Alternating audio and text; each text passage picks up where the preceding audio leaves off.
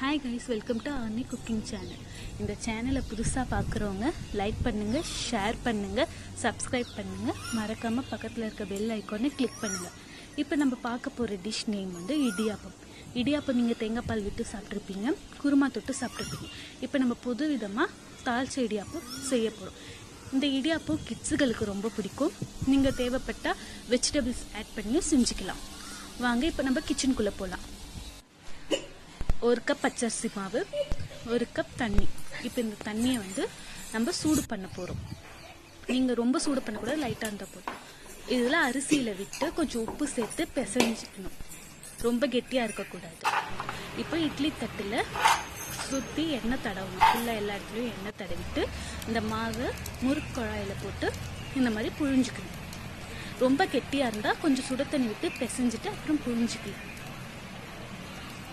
இப்போ இந்த மாதிரி இட்லி ஃபுல்லாக நம்ம புழிஞ்சு வச்சுக்கணும்.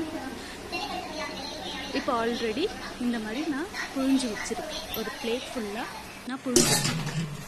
இப்போ ரெடி பண்ணிவிட்டு இட்லி குண்டானில் தேவையான அளவு தண்ணீர் விட்டு நம்ம இப்போ புழிஞ்சு வச்சுருக்க இட்லி தட்டை இதுக்கு இப்போ அந்த இட்லி தட்டை எடுத்து நம்ம உள்ளே வைக்க போகிறோம். உள்ளே வச்சுட்டு இப்போ இதை க்ளோஸ் பண்ணிவிட்டு ஒரு 20 நிமிஷம் வேக வச்சா போதும்.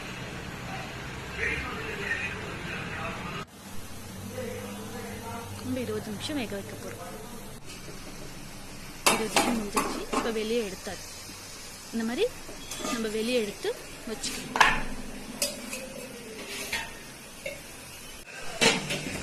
இப்போ இதை நம்ம ஒரு பிளேட்டில் போட்டு ஆற வைக்க போகிறோம். இதுக்கு தேவையான பொருட்கள்: வெங்காயம், கடலைப்பருப்பு, கருவேப்பிலை, கொத்தமல்லி, காய்ந்த மிளகாய். இப்போ கடாயில் எண்ணெய் விட்டு எண்ணெய் சூடான பிறகு கடுகு சிறிதளவு. கடுகு நல்லா பொரிஞ்ச உடனே இப்போ கடலைப்பருப்பு சேர்த்துக்கலாம். கடலைப்பருப்பு கொஞ்சம் பொன்னிறமாக வறுத்துக்கிட்டா போதும்.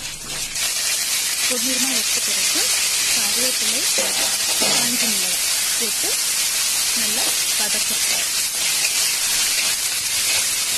இது கொஞ்சம் நல்லா வதங்கின பிறகு நம்ம நறுக்கி வச்சிருக்க வெங்காயத்தை இதில் நம்ம சேர்க்க போகிறோம். வெங்காயம் சேர்த்த பிறகு வதங்கிறதுக்காக லைட்டாக உப்பு சேர்த்துட்டு நம்ம ஆல்ரெடி மாவுல உப்பு சேர்த்தாச்சு, லைட்டாக சேர்த்துட்டா போதும்.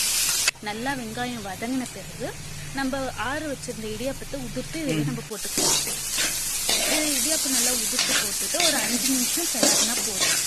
இது நல்லா லைட்டாக சூடு ஏறினா போதும். சூடான இடியாப்பம் ரெடி. இது கிட்ஸுகளுக்கு ரொம்ப பிடிக்கும். நீங்கள் தேவைப்பட்ட வெஜிடபிள்ஸ் போட்டு செஞ்சுக்கலாம். தேங்க்யூ. இந்த டிஷ் உங்களுக்கு பிடிச்சிருந்தா லைக் பண்ணுங்கள், ஷேர் பண்ணுங்கள்.